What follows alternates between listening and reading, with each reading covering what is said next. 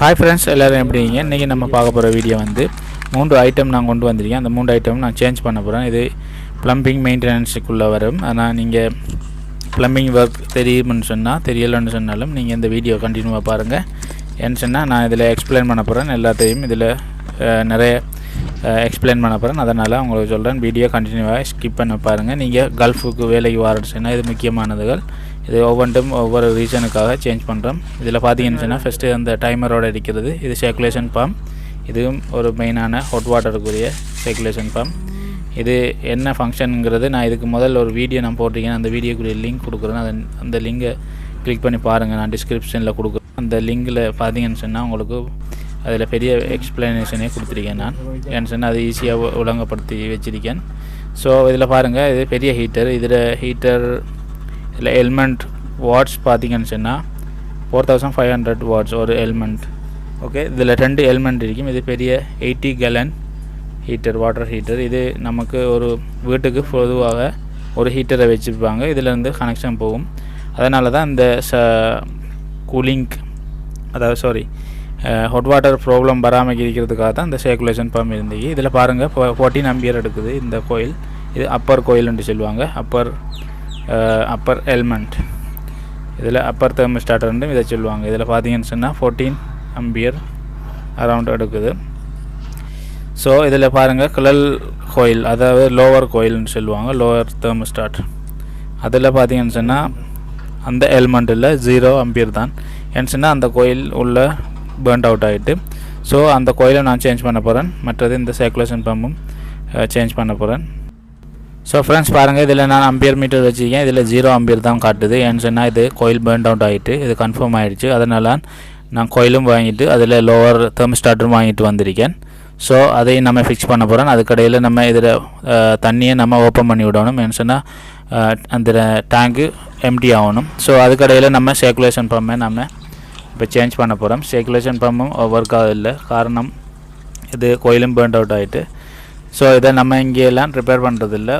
ஒரே அடியாக புதிய பம்ப் தான் நம்ம வாங்கி சேஞ்ச் பண்ணுறோம். இந்த பம்ப் பார்த்திங்கன்னு சொன்னால் மேட் இன் ஃப்ரான்ஸ். இது விலோ கம்பெனியுடைய பம்ப்.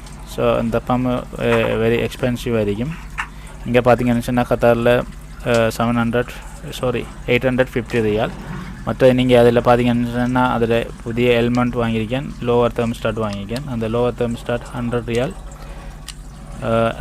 எலிமெண்ட் வந்து 150 ரியால். ஸோ அந்த மாதிரி எக்ஸ்பென்சிவ். இது எலிமெண்ட்டும் லோவர் தெர்மோஸ்டாட்டும் பார்த்தீங்கன்னு சொன்னால் மேட் இன் யூஎஸ்ஏடைய பிராண்ட்.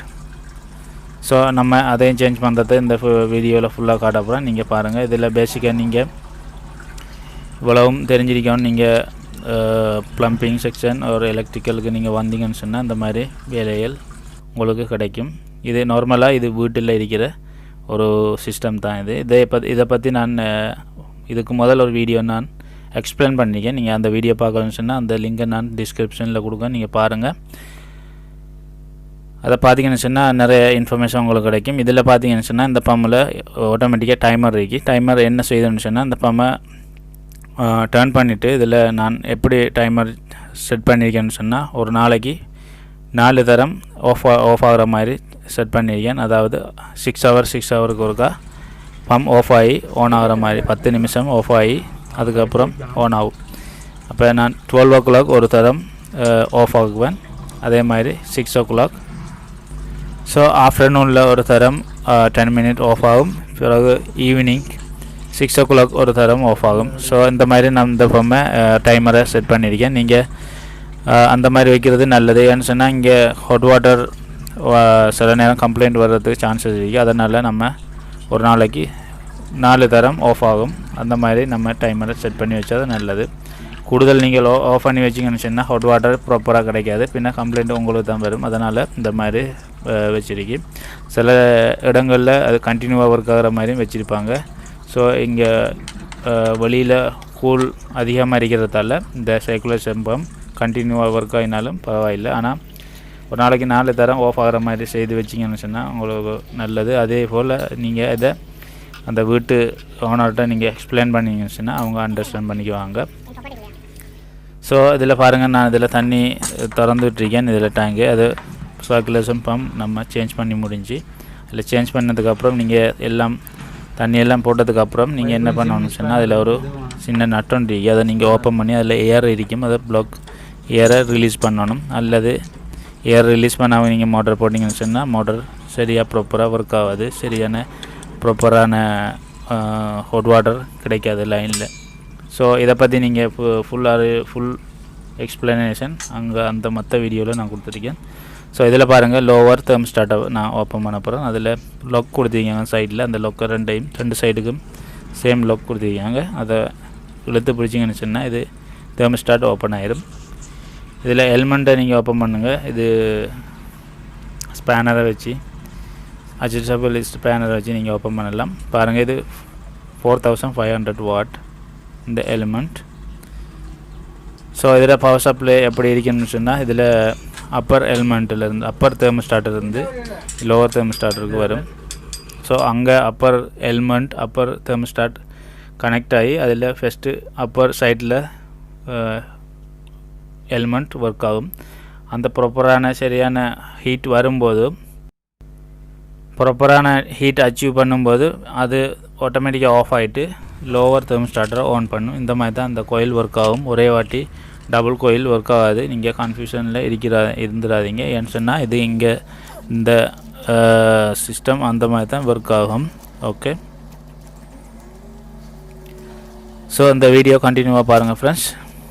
நான் பாருங்கள் இதில் ஓப்பன் பண்ணிட்டேன். இதில் பழைய கோயில் நான் இதில் போட்டிருக்கேன். நீங்கள் அதில் வீடியோவில் பாருங்கள் இது எப்படி இதாகிருக்குன்னு சொல்லி, பழுதடைந்திருக்குன்னு சொல்லி. இதில் பார்த்தீங்கன்னு சொன்னால் அது கோயில் நம்ம ஓப்பன் பண்ணி எடுக்கும்போது இழுத்து வெளியில் எடுக்கிறதுக்கு ரொம்ப கஷ்டப்பட்டு தான் எடுத்தேன்.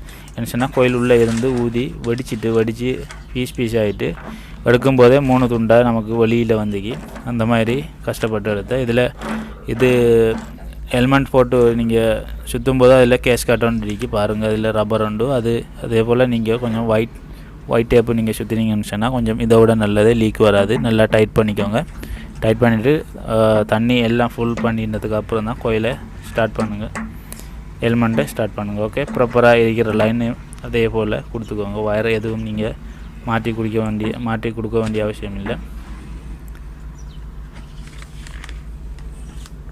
ஸோ நீங்கள் கல்ஃபுக்கு வர ஐடியா இருந்தால் இந்த மாதிரி ஹீட்டர் எப்படி ஃபங்க்ஷன் ஆகுதுங்கிறத ப்ராப்பராக நீங்கள் அண்டர்ஸ்டாண்ட் பண்ணணும். அதே போன்று சர்க்குலேஷன் ஃபார்ம் எப்படி ஒர்க் ஆகுங்கிறத அண்டர்ஸ்டாண்ட் பண்ணணும். நீங்கள் நார்மலாக நீங்கள் ப்ளம்பராகவோ இல்லை எலக்ட்ரிஷியனாக வந்தீங்கன்னு சொன்னாலும் 2 சைடுலேயும் நீங்கள் கொஞ்சம் நாலேஜ் இருக்கணும். பாருங்கள், நான் இந்த ஸ்க்ரூவை தான் நான் சொன்னேன். இதை ஓப்பன் பண்ணணும். ஓப்பன் பண்ணலைன்னு சொன்னால் இதில் இருக்கிற ஏர் உங்களுக்கு ரிலீஸ் ஆகாது.